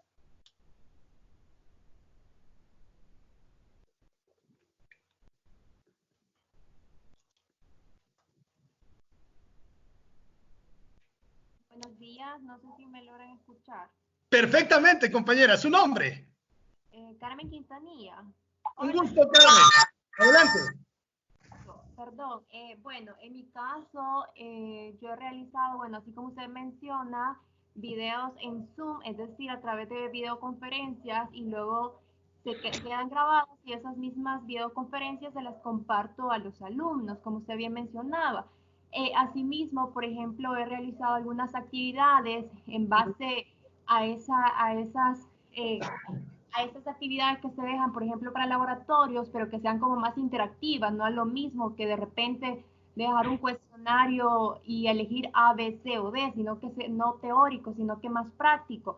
En este caso, por ejemplo, he realizado actividades como hacer una simulación de la Asamblea General de la ONU, en donde los estudiantes llevan un tema específicamente de conocer la Organización de las Naciones Unidas, y entonces ellos realizaron una conferencia por grupo en donde interactuaron a través de Zoom y se pregrabaron, y ese fue el video que me compartieron grupal para hacer básicamente algunas recomendaciones a la situación que estamos pasando actualmente del COVID-19. Y otro que he realizado en base siempre para los parciales, por ejemplo, poner casos específicos, pero yo constaté que de repente a algunos alumnos les estaba costando escribir y dar respuesta a los casos, porque algunos no tenían acceso a internet, otros de repente no tenían un acceso a computadora, etcétera. Entonces, en la segunda evaluación, por ejemplo, o en la tercera, ya los casos yo los redactaba y yo escribía A, B o C y era como elegir la respuesta correcta, pero eran casos redactados como por mi persona. Entonces, básicamente, eso le da a uno también para que ellos, si no tienen acceso a una computadora, puedan a través de su celular solamente leer el caso y elegir la opción correcta. Entonces, para que no estén como redactando, etcétera. Eso básicamente es un poco de lo que he hecho desde mi práctica docente, desde que empezó todo esto, y que creo que me ha servido bastante para mejorar varias áreas en las que tenía dificultad. Muchísimas gracias, Carmen. Yo creo que esto lo que ha venido a poner en evidencia es que nosotros tenemos mucho que aprender de las herramientas tecnológicas. Y es que, por ejemplo, yo tuve que trasladar toda mi estructura didáctica a diseños instruccionales. Yo les comparto los dos con los que yo estoy trabajando. Yo trabajo con el modelo ADI.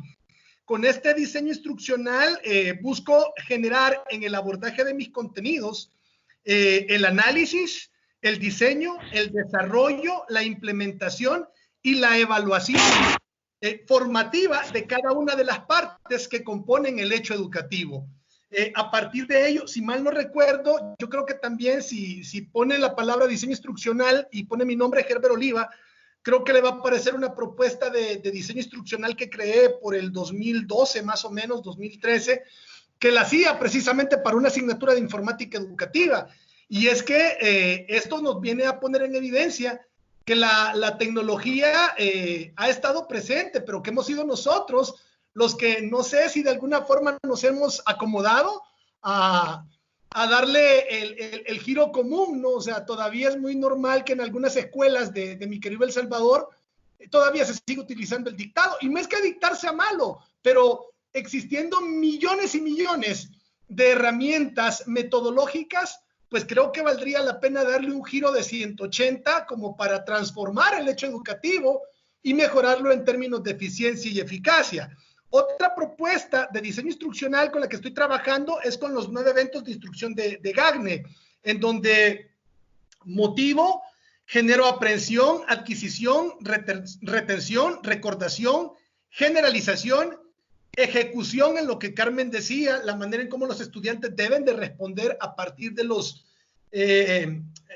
apartados que yo les voy generando, y pues la fase de la retroalimentación, sobre todo en las partes de los contenidos que menos se han entendido.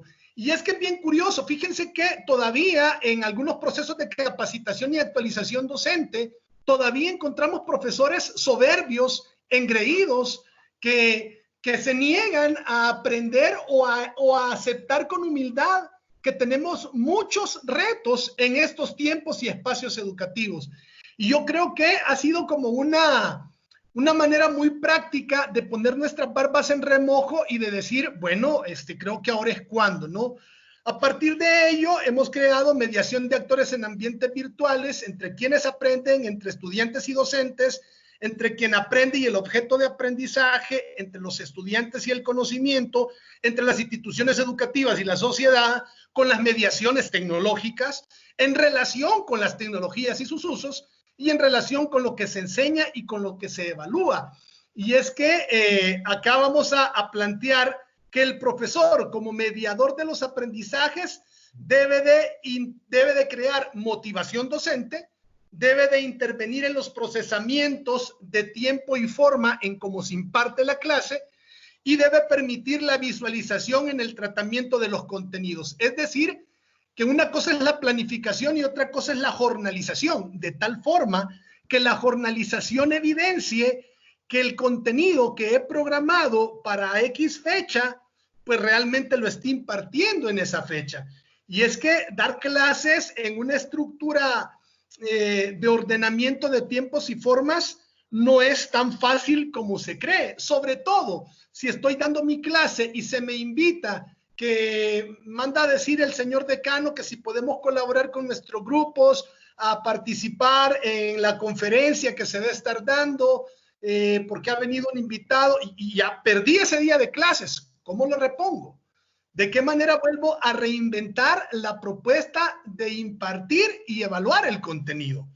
Ahí es donde el profesor entra con el rol de mediador de los aprendizajes. ¿O acaso nunca les ha pasado este tipo de situaciones sobre las que estoy compartiéndoles, compañeros? Sí, Herbert. ¿Sí? Sí. A mí, por ejemplo, en el apartado 3, en el cumplir la docencia en ambientes virtuales, ¿cómo voy a plantear actividades? ¿Cómo las voy a coordinar? ¿Cómo las voy a organizar y gestionar? ¿Y cómo voy a crear los espacios educativos por función de las características del grupo? Y es que cada semestre vienen grupos diferentes.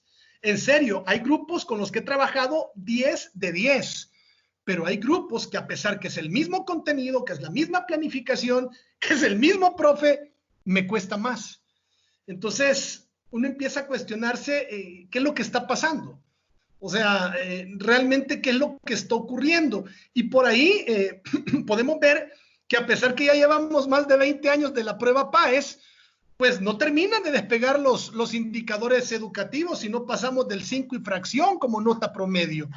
¿Qué estamos haciendo? Están fallando los estudiantes, están fallando las metodologías, está fallando la forma tan desequilibrada de evaluar, porque aplicamos la misma PAES a estudiantes que no tienen luz eléctrica en sus casas frente a estudiantes que tienen todos los recursos de internet y de tecnología. Entonces, ¿cómo creamos una evaluación más equilibrada? ¿Por qué digo esto? Porque los resultados de la deficiencia formativa en educación media los estamos viendo al interior de las universidades. trabajos de alumnos de quinto ciclo que no saben cómo citar utilizando APA 6, aun y cuando ya hay una APA 7. Estudiantes que no están aprendiendo a acentuar palabras, estudiantes que en una clase no están aprendiendo a aplicar una regla de 3 simple. Entonces, todo esto lo estamos viviendo nosotros en carne propia. Por eso es que no podemos cerrar nuestros ojos a las grandes falencias que estamos enfrentando en el hecho educativo. Y esto lo voy a plantear frente a la evolución de la base didáctica de los ambientes de aprendizaje en línea. Vamos a partir de 4 fases. Número 1, la fase de creación del contenido base. 2, el desarrollo de la metodología de aprendizaje. 3, el diseño instruccional y el guión que me permita crear indicadores multimedia. La profesora Carmen planteaba con el tema del video. Bueno, el video era la evidencia del indicador de logros que ella elaboró con el tema de su contenido. Y por último, el desarrollo multimedia. Para mí va a ser importante que la grabación de este webinar pueda complementarse de tal forma que al subirlo a YouTube el contenido quede, y probablemente el docente que no tuvo interés en verlo o en participar ahora pueda hacerlo después. Y es que vamos a verlo a partir de lo que le replanteaba, ¿no? Desde la taxonomía de Bloom hasta el abordaje de Marzano, cómo el trabajo educativo va a variar desde la planeación, desde los objetivos, desde el dominio afectivo cognitivo. Y es que a pesar que ustedes van a ver algunas reflexiones que invitan al diálogo, la ventaja que yo he tenido cuando preparo utilizando la metodología de la clase invertida con mis estudiantes acá en México, es que al subir el video a YouTube, el estudiante puede verlo desde su teléfono celular. De hecho, creo que en el 2014 hice un estudio con la Universidad Francisco Gavidia, en donde determinamos que habían alrededor, en promedio, cerca de 6 o 7 celulares por habitante en nuestro país.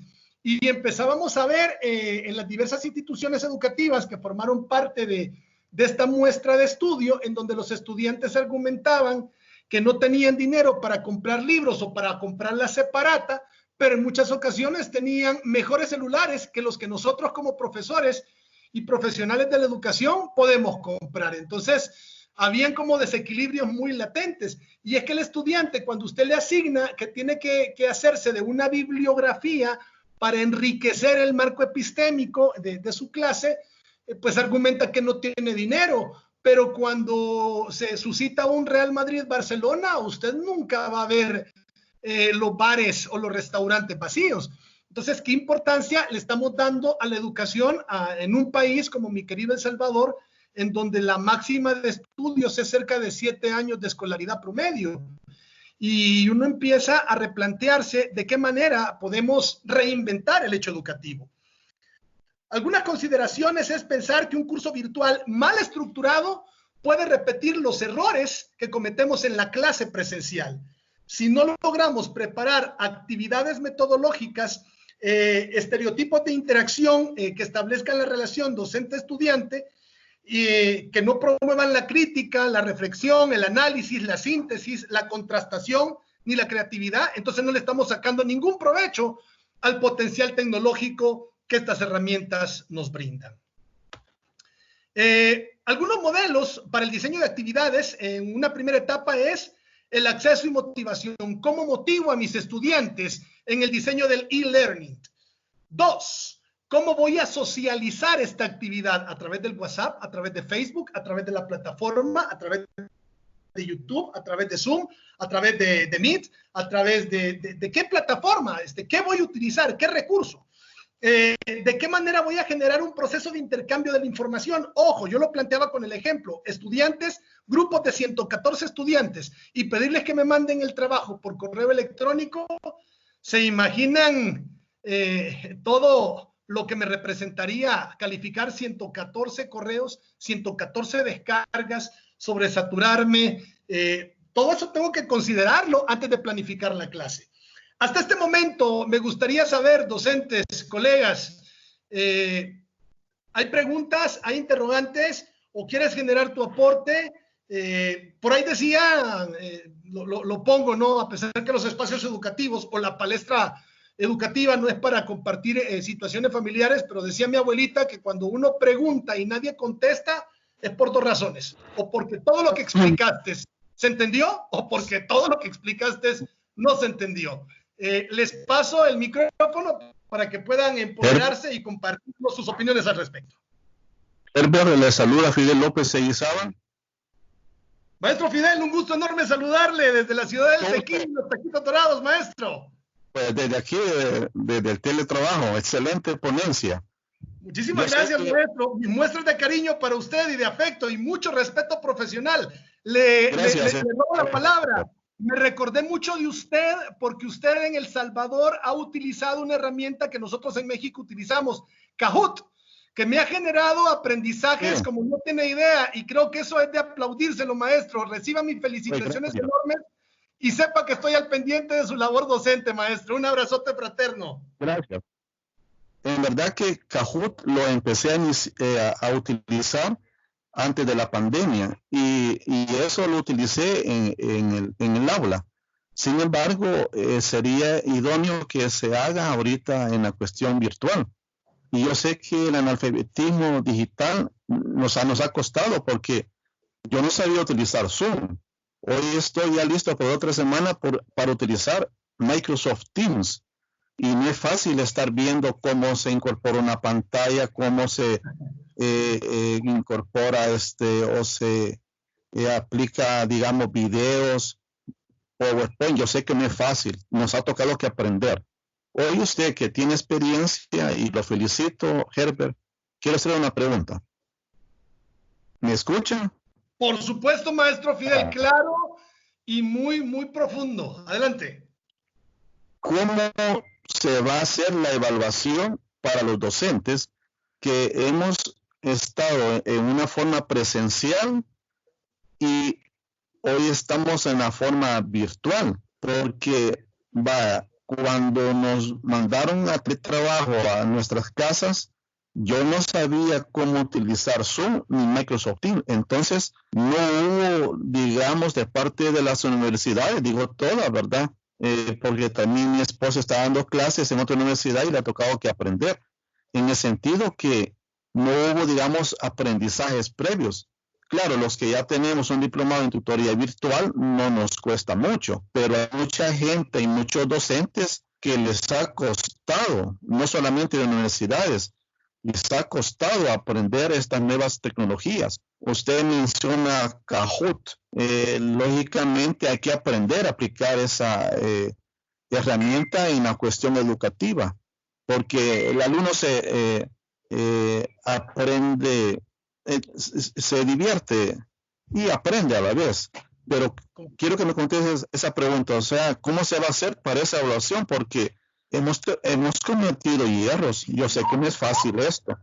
Primeramente porque hay alumnos que no tienen plataformas educativas, no tienen internet, digamos, como el que tenemos en la Gavidia. Yo tengo internet que es de poca intensidad.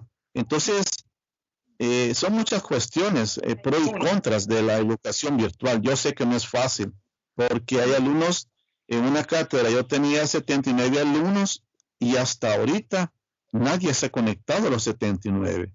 Entonces, cuando yo empecé la cátedra, en enero, febrero y a principios de marzo todavía habían 79 y llegaban todos a mi cátedra, pero hoy virtualmente. Entonces es difícil esto. No todos se pueden incorporar. Entonces quiero que usted me diga cómo se va a hacer para este tipo de evaluación. Como no, quiero decirle que el reto es grande y le voy a explicar por qué. Porque aun y cuando este webinar estaba destinado para toda la comunidad de profesores de nuestra querida Universidad Francisco Gavidia, pues usted puede observar que no todos han estado interesados en participar y en incorporarse en el desarrollo de este tipo de actividades, probablemente porque no les da el tiempo, probablemente porque no tuvieron interés, pero una forma de salvaguardar mis espaldas como docente es dejar indicadores que generen evidencias de que trabajé con los estudiantes, mis guías de trabajo, mis videos, Por ejemplo, ¿cómo paso lista en una clase virtual? Fue algo que se me preguntó. Y usted, profesor, ¿cómo va a pasar lista? Entonces yo les decía, miren, como yo el video lo subo a YouTube, le digo a mis estudiantes que le den like al video y que generen un comentario en relación al contenido de la clase que impartí en el video. ¿Por qué? Porque cuando las autoridades del Departamento de Políticas Públicas me pregunten, Herbert Oliva, ¿y tú cuándo diste la clase? Bueno, en la clase relativa al 20 de abril, por citar un ejemplo, se encuentra en el video que subí el 20 de abril o el 21 de abril. Usted puede ver la participación de los estudiantes, usted puede ver el foro activo que tenemos. O sea, empecé a resguardar todas las pruebas que pudieran dar fe de que sí impartía la clase. Uno de los grandes errores que se comete en la gestión administrativa de la educación superior en contextos pedagógicos es que nos concentramos más en la tramitología de cartas didácticas, de guiones de clase, de rúbricas, pero muy pocas veces se nos evalúa el modo y la forma en cómo nuestros estudiantes aprenden. Y es que probablemente un profesor que no sea tan diligente con su carta didáctica probablemente genere aprendizajes significativos con mayor calidad que el que tiene sus cartas didácticas al día. Otra de las cosas que he podido ver o evaluar para poder crearme un respaldo o un soporte es guardar evidencia de las guías de clase que les estoy dando. Tengo un soporte en donde descargo los trabajos de los estudiantes y tengo carpetas en donde yo puedo contrastar con el estudiante y decirle, oye, pero es que tú de los 5 trabajos que dejé, nada más me hiciste 3. No, profesor, yo se lo envié. Mentira, aquí está el correo electrónico y voy como generando, ¿no? Según los casos. Entonces, yo creo que la misma supervisión del hecho educativo hoy se está enfrentando en ese dilema, maestro Fidel, en donde si no creamos nosotros nuestras pruebas que respalden de que impartimos la clase, que desarrollamos los contenidos, yo, por ejemplo, preguntaría bueno, por lo general, acá en México, un semestre entre Semana Santa, porque tenemos un poco más de vacación, tenemos un poco más de días festivos acá en México, por ejemplo, andamos en 19, 20 semanas, más o menos el semestre. Entonces, ¿cómo genero evidencias para considerar que en 20 semanas voy a alcanzar los aprendizajes que yo quiero alcanzar con el desarrollo de los contenidos? Y es que el reto no es fácil, maestro. Le reitero, hagan un análisis crítico de cómo están llegando nuestros estudiantes del bachillerato a las universidades. Llegan con grandes falencias y prácticamente estamos reconstruyendo, y muy al estilo piagetano, estamos desaprendiendo para volver a aprender. No sé qué opinión le merezca mi respuesta, pero sí creo que una forma de poder garantizar una evaluación de mi trabajo como profesor son las evidencias que yo estoy resguardando para comprobar a la supervisión educativa de que efectivamente impartí la clase, las herramientas que utilicé, los software que utilicé. De hecho, le estoy metiendo mucho al tema de los informes. Esa es otra cosa que ya me cansa, pero que tengo que hacerlo, porque al fin y al cabo, digo, necesito comprobarle a mis inmediatos superiores que estoy dando clase. Y eso tiene que ver con estas partes, la 4 y la 5, del diseño de actividades y learning, cómo construimos el conocimiento y cómo desarrollamos el conocimiento. A continuación, quiero compartirles algunas herramientas. Por ejemplo, para el tema de controles de lectura, estoy trabajando con matriz de texto paralelo mediado. Es una estrategia que en lo personal, saludos afectuosos para todos los amigos de Auprides, en especial a los amigos de la Universidad Modular Abierta, quienes trabajé en su maestría en docencia universitaria. Un saludo muy afectuoso para toda la comunidad de Auprides. Y ahí aprendí a mejorar el uso de la estrategia del texto paralelo mediado. Otra herramienta que aprendí a trabajar fue matriz CQAC. Parece que alguien tiene micrófono abierto.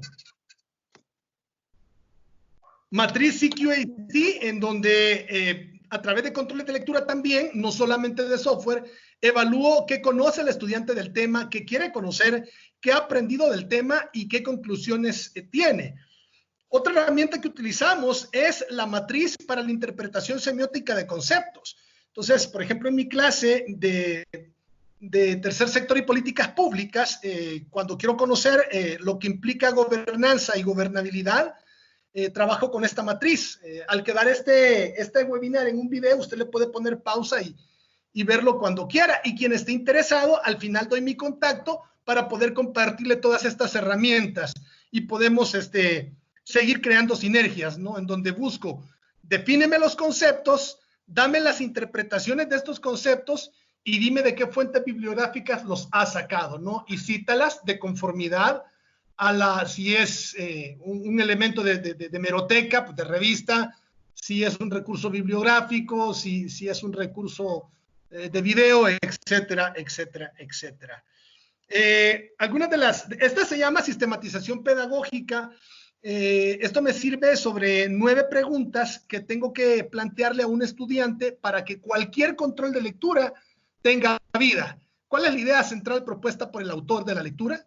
Desarrolla un resumen sobre cada uno de los subtemas. ¿Cuál es el sentido e implicaciones del título de la lectura? ¿Cuáles son las conclusiones que propone el texto? ¿Qué frases citarías del texto y justifica por qué? ¿Qué nuevas ideas descubriste del tema desarrollado? Elabora un esquema sobre la estructura de la lectura partiendo de las partes más relevantes del texto y expone los aspectos del tema que no comprendiste o se te dificultó entender y explicar. Habla del porqué de ello. Con estos ejemplos caigo en una idea que es muy importante, es entender y comprender que estamos teniendo nuevos estudiantes y que nuevos estudiantes demandan nuevos contenidos y que nuevos contenidos demandan nuevas formas de enseñar. Ya no solo voy a hablar de millennials, voy a hablar de centennials y ahora voy a hablar de los homo videns, como Humberto Eco lo planteaba, ¿no? Estos estudiantes que están hiperconectados en todo momento. Y es que en estudios que hicimos en su momento, con el apoyo, con el gran maestro, con mi mentor educativo, el ínclito doctor Oscar Picardo, hacíamos un estudio y en estos estudios que tuve a bien desarrollar bajo su batuta, llegué a la conclusión en algunos centros educativos que interactué con ellos, que un estudiante no podía pasar más de 7 horas sin su teléfono celular, pero que podía permanecer hasta 72 horas sin conocer absolutamente nada de sus papás. Era muy interesante esta interacción con la tecnología que están teniendo los jóvenes de hoy en día, en donde hasta para escuchar música, tomar una fotografía, ver una serie, el internet debe estar presente en todo momento, editar videos, editar, poner filtros, todo lo que lleva. Y empecé a darme cuenta que si no empezaba a darle un giro vertiginoso a la forma en cómo educo, voy a seguir obteniendo malos resultados. ¿Por qué? Porque como aprenden millennials, centennials u homo videns, es totalmente diferente a como yo aprendí. Por eso es importante que nos actualicemos, que nos capacitemos, pero que con mucha humildad el docente pueda reconocer que si usted no se actualiza hoy en día, docente que tiene 2 años de no actualizarse, su título universitario pierde validez porque son tantas las nuevas propuestas formativas que parece increíble. Pasamos una vida buscando aprender y a conocer más, tal como lo planteaba Castell, ¿no? En una sociedad de la información y el conocimiento. Algunas formas en cómo la evaluación cambió. ¿Alguno de ustedes me quiere ayudar, por favor, a leer este ejemplo, si es tan amable?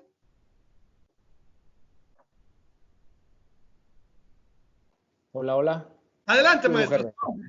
Hola, entonces dice la evolución de la educación. En 1970 preguntaba el maestro, calcule el área de esta imagen. En el 85, calcule el área de este rectángulo. En el 2000, ¿cuánto mide la base de este rectángulo? Y calcule el área del rectángulo multiplicado por la base por la altura. En el 2010, marque la respuesta correcta respecto al área del rectángulo. Y las 3 opciones múltiples. ¿Cómo no? En el 2015, marque la respuesta correcta respecto del área del rectángulo. Michael Jackson, The Beatles, 600. Y no alcanzo a leer abajo. Y hasta no marques el 2018. En el 2018 ya no alcanzo a leer porque ahí es donde está el... perfecto. Dice, en el 2018 dice, si no es mucho pedirte, pinta el rectángulo con el color que más te guste. En algún momento la evaluación empieza a perder calidad y ahí tenemos que tener mucho cuidado en la forma y en el modo en cómo respondemos, Porque cuando el estudiante saca una excelente nota, saben que por lo general no dice esta calificación es gracias al esfuerzo metodológico de que tengo buenos profesores. Por lo general el tributo, el reconocimiento a la buena nota se la atribuye a él, ¿no? Pero si el estudiante sale malo, ¿qué creen que es lo que argumenta el estudiante cuando sale con una mala calificación? ¿Qué piensan ustedes?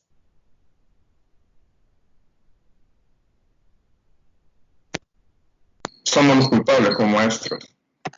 Somos los maestros, ¿no? Se dan cuenta estas variaciones. Y esto me lleva a pensar que algunos ejemplos de actividades pueden ser crear webquest, debates, creación de mapas mentales o mapas conceptuales, creación y presentación de videos, análisis de videos, juegos con simuladores, creación de wikis o documentos de forma colaborativa o participación en videos y en videoconferencias, cuestionarios en línea, creación de presentaciones interactivas, estudio de casos, algunos ejemplos de todo lo que podemos hacer en una clase virtual. Aquí viene lo importante, con qué puntos de partida vamos a considerar las tecnologías de la información y la comunicación en el hecho educativo. Planteo en 9 apartados, buscando gestionar experiencias de aprendizaje colaborativo, pero que sea significativo. Y para ello comparto las siguientes. Bubble para el tema de los mapas mentales. Por ejemplo, este CMAP Tools, que para mí es de lo mejor. Soy amigo, me precio decir, de Alberto, este célebre costarricense creador de CMAP Tools, un gran ser humano, un gran académico, como desde la NASA trabajaban con CMAP Tools, y centroamericano. O sea, es increíble hasta dónde la calidad de estos célebres genios en el hecho educativo pueden aportar tanto. PictoChart, personalmente me encanta para el tema de infografías. He trabajado cosas muy buenas con PictoChart, es muy intuitivo, es muy bueno, algunas cosas valiosísimas con su interfaz. En Fotofunia me encantaba porque he podido trabajar cosas como esta, por ejemplo. Webinar UFG, o por ejemplo, poner a un personaje con la carátula del libro, o poner a Albert Einstein escribiendo bienvenidos al webinar UFG 2020, ¿no? Otra herramienta, esta se la recomiendo mucho, colegas docentes, en serio, Daipo es un repositorio de evaluaciones genial. Es una herramienta que en lo personal utilizo cuando necesito evaluar a mis estudiantes. He hecho exámenes en Daipo, pero también he utilizado exámenes ya hechos que están en Daipo, que se acoplan perfectamente al contenido que quiero impartir. Un muy buen repositorio de evaluaciones en línea, recomendadísimo. El Online Quiz Creator, yo pongo ahí el link de un ejemplo que hice, que personalmente me encantó mucho, la forma en la que he trabajado para hacer evaluaciones en línea, con Luminosity, al momento de resolución de problemas, de memoria. Cuando trabajo ejemplos de gamificación hechos por mí, es todavía mucho más significativo extraer actividades de Lumosity, porque cuando hago actividades de gamificación busco que estas no necesiten internet, que cualquier computadora con sistemas operativos viejitos puedan ejecutar mi aplicación. Y lo más importante, que cualquier docente con dar un clic, o sea, con la nula literacia informática, pueda generar una interacción directa que lo conlleve a aprendizajes significativos. Ese es el reto de las propuestas de modificación, que en su momento el doctor Mario Ruiz, quien en su momento fue el director de las maestrías del departamento de posgrados, ahora a cargo de Manolo. Por cierto, un saludo a Manolo, mexicano. Él está en El Salvador, yo estoy en México. Trabajé con parte de su personal docente con el tema de gamificación, utilizando este tipo de herramientas. Edmodo, personalmente, para el trabajo colaborativo me ha servido mucho cuando he desarrollado para el Profacad, para el Programa de Formación y Actualización Docente de la Universidad de Guadalajara.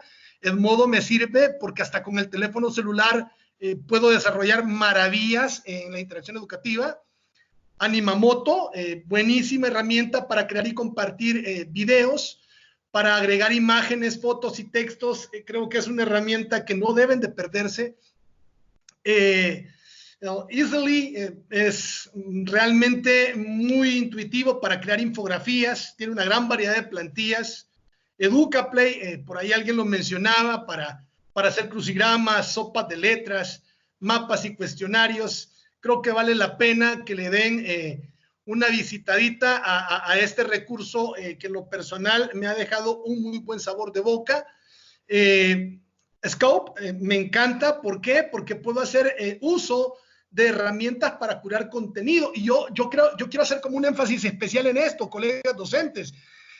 Yo quiero que entendamos que tenemos que romper el esquema. ¿Por qué? Porque nosotros, si ustedes se fijan, todas las mañanas en los programas de análisis político que mirábamos en los noticieros en El Salvador, en los diversos canales, encontrábamos todólogos que nos hablaban de todo, valga la redundancia y la cacofonía. Y uno decía, es que yo ya conozco el problema, yo necesito que me des propuestas de solución para darle respuesta a este problema. Y yo creo que estas herramientas pueden orientarlo a usted a eso, a darle opciones mucho más amplias en este abanico de herramientas digitales. Scrawlart es un pizarrón virtual buenísimo, lo he trabajado con profesores en el contexto del sistema PAIDOS para formar en el tema de educación parvularia, buenísimo. La verdad no me puedo quejar del recurso, lo recomiendo por mucho. Kisnetic, de igual manera, los estudiantes introducen un seudónimo y con un código de acceso están listos para jugar de contestar las preguntas que tú has hecho sobre la base de tu clase. Portafolio Jim es, hoy en día, yo muchos años trabajaba portafolios digitales utilizando Blogspot y les pedía a los estudiantes que hicieran un blog como portafolio digital. Creo que con Portafolio Jim se facilita mucho más. Si yo quiero evaluar el desarrollo de trabajo de mis estudiantes a lo largo y ancho del semestre, un portafolio digital puede ser una propuesta que incluso también yo puedo hacer mi propio portafolio en alusión al interrogante que planteaba el maestro Fidel para darle evidencias a mis supervisores de lo que estoy haciendo. Canva, creo que hoy en día Canva es el recurso medular para trabajar infografías. Ayer tuve la oportunidad de interactuar con una infografía que estaba preparando para un material y me doy cuenta que la interfaz es como para diseño gráfico, pero realmente la calidad de los productos que se pueden utilizar utilizando Canva son buenísimos. Creo que hoy en día Canva no solamente es para infografía, sino tiene muchas, pero muchas opciones de interacción. Repositorios de investigación, desde Latindex, repositorios de CONACYT, desde la Red Iberoamericana de Innovación y Conocimiento, que los estudiantes sepan a dónde buscar. Por muchos años fui profesor de un colegio privado, se llama Colegio García Flamenco, y en algún momento me asignaron la asignatura de lenguaje y literatura.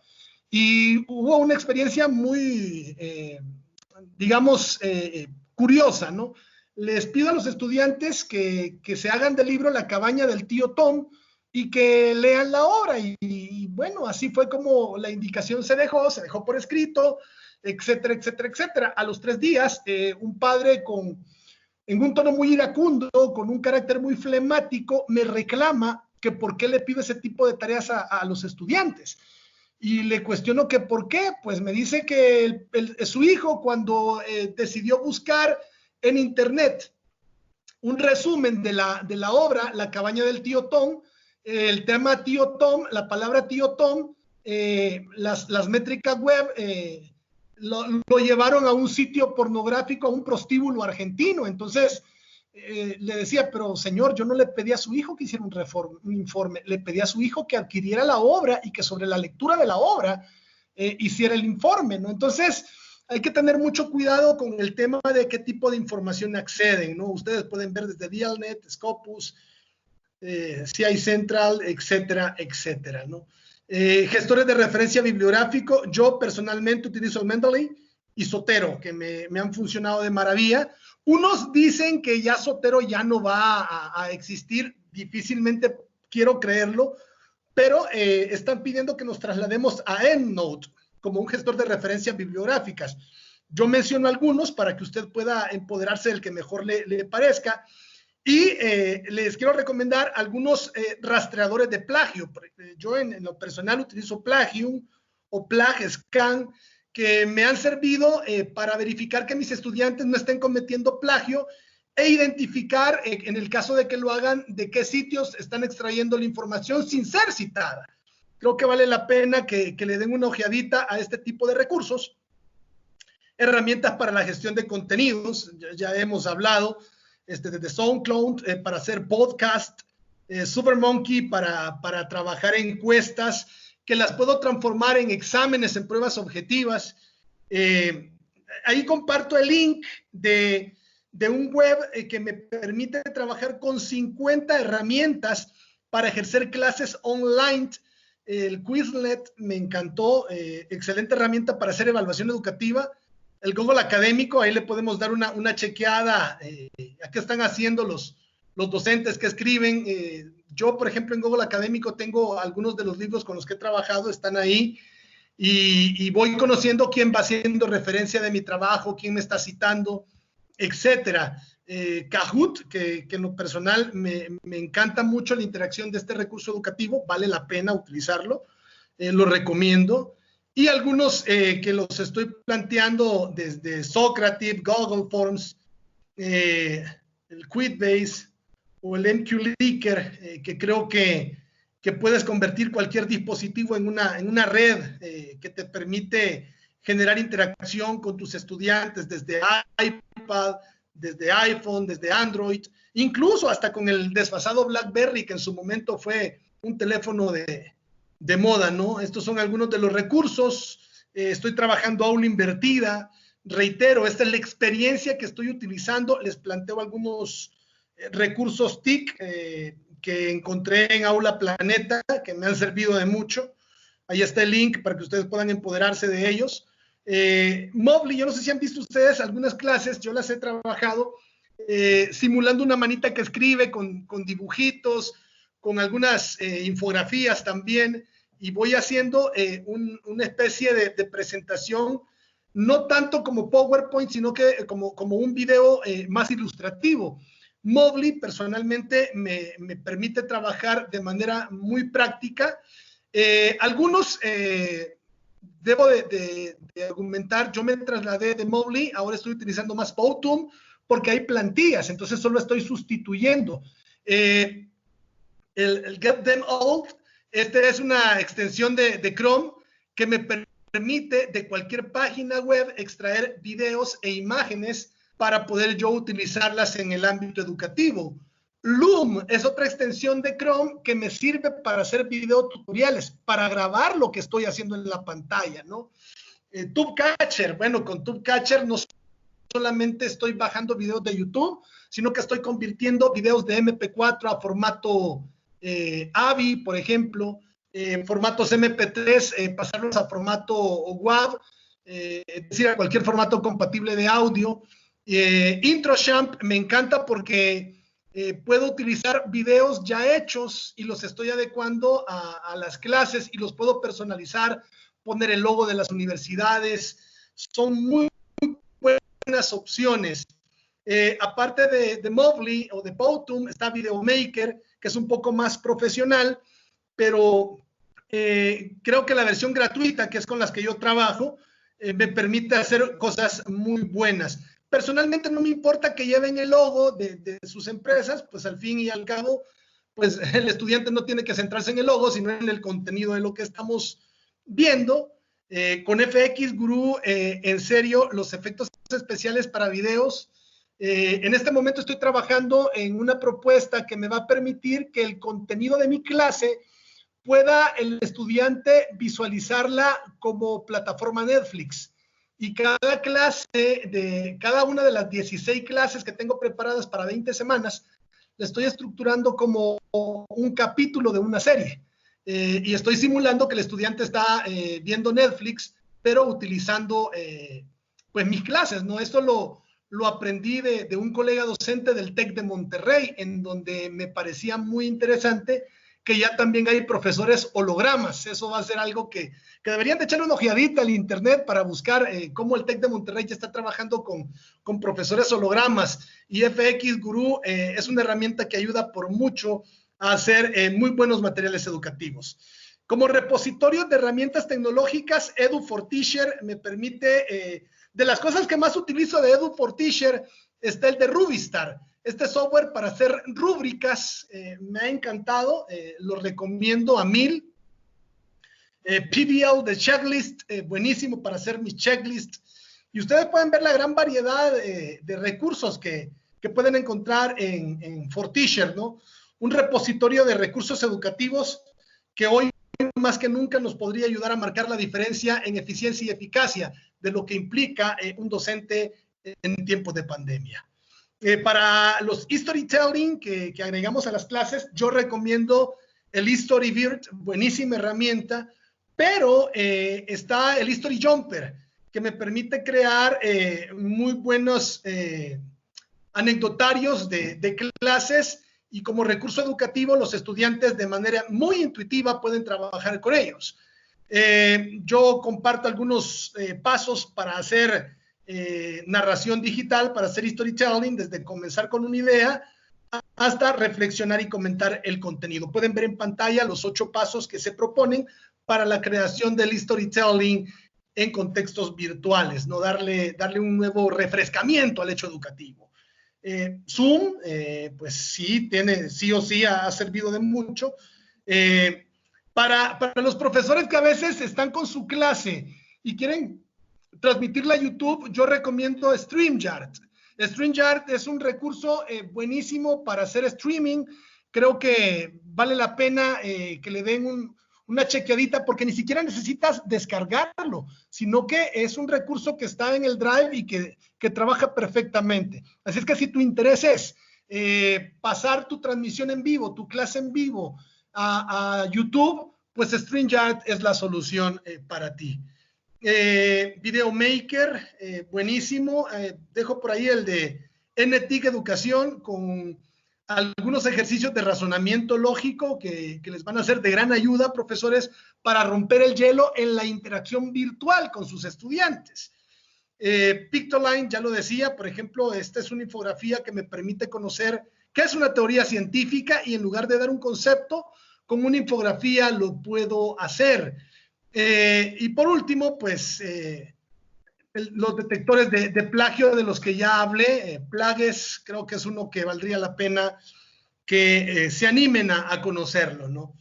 Mis estimados docentes, yo debo de decirlo, yo tuve la oportunidad de ser alumno del profesor Shalom Sand en la Universidad de Tel Aviv, en Israel, y de algo que me marcó toda mi vida fue darme cuenta que él argumentaba que el maestro mediocre cuenta, el buen maestro explica, el maestro notable demuestra, pero que el gran maestro inspira. Hoy es el momento para que como docentes salvadoreños saquemos la casta, hoy más que nunca, frente a una situación de pandemia que demanda que no bajemos la guardia en la calidad educativa que debe de caracterizar a nuestra querida Universidad Francisco Gavidia.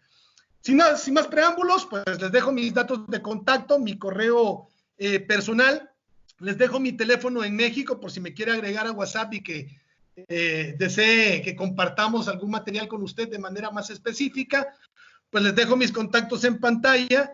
Y más allá de cualquier connotación religiosa, yo sé que los espacios académicos a veces no son para eso, pero hoy más que nunca, en estos tiempos de adversidad, la cooperación, la solidaridad y el humanismo deben de ser predominantemente notables en nuestro día a día, así como la tolerancia y la comprensión. Por eso, mis queridos colegas, compañeros docentes, realmente no tengo más que compartirles que de los muchos problemas educativos que he tenido en esta vida de profesor, desde escuela pública hasta las universidades en México o en los lugares en donde Dios nos ha dado la oportunidad de compartir, debo de decir que no ha habido un problema que no haya logrado resolver sin la ayuda de Dios. Por eso es que les dejo, para finalizar, mi lectura favorita bíblica, como católico, Filipenses 4:13, en la cual les recuerdo que frente a cualquier adversidad, todo lo podemos en Cristo que nos fortalece. Colegas docentes, muchísimas, pero muchísimas gracias por permitirme compartir con ustedes. Voy a dejar de compartir, voy a abrir la cámara y ustedes, ahora sí ya.